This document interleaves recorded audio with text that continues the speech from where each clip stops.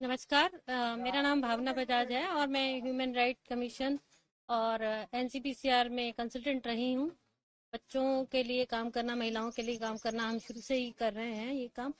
तो मैं कम से कम 20 महिलाओं से मिली हूँ, कम से कम 20 महिलाओं से, जो कि 28 साल से लेकर 70 साल की उम्र की महिलाएं हैं।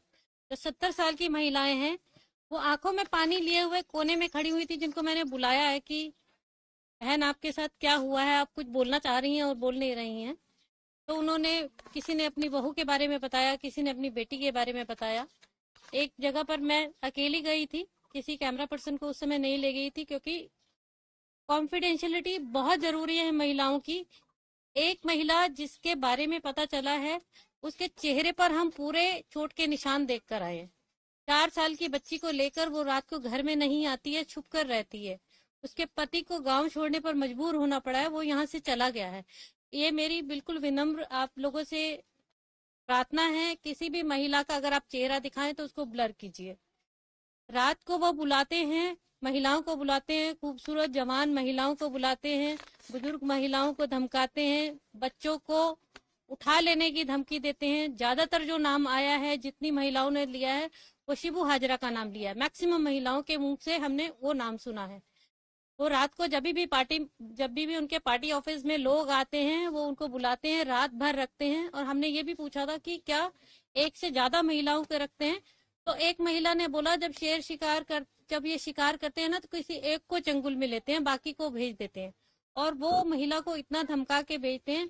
वो ये वर्ड बोलती है कि हमें मनोरंजन करने के लिए बोला गया है। वो बलात्कार, रेप, सेक्सुअल हरेसमेंट जैसा शब्द मुंह से ही नहीं निकाल पाती, पर उसके शरीर की चोटें जो हम देख कर आए हैं, जो उसकी आंखों के भाव जो हम देख कर आए हैं, उससे समझ आ रहा है कि उनके साथ कितना विभत्स व्यवहार हो रहा है।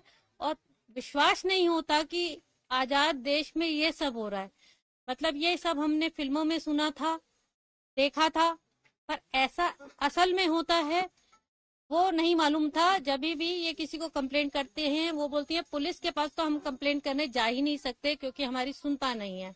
और फिर ये बोल दिया जाता है कि तुम्हारे को जो भी स्कीम मिल रही है, जो भी राशन मिल रहा है, वो सब बंद कर दिया जाएगा। अब आप सोचिए, हम शहरों में रहते हैं, हमारे सुनकर रोंगटे खड़े हो जाते हैं। ये महिलाएं कैसे वो भुगत रही थी। और मैं बिल्कुल दिल से इन महिलाओं को धन्यवाद देना चाहती हूँ, शाबाशी देना चाहती हूँ। मैंने उनको यही बोला है कि आप लोग एकजुट रहिए। अब आप बाहर निकल आई हैं, कम से कम आपकी अगली जनरेशन बच जाए।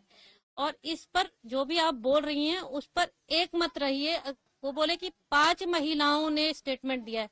मैंने बोला अगर 5 ने भी दे दिया, वो 5 भी हिम्मत करके आगे आ जाती हैं उन 20 से।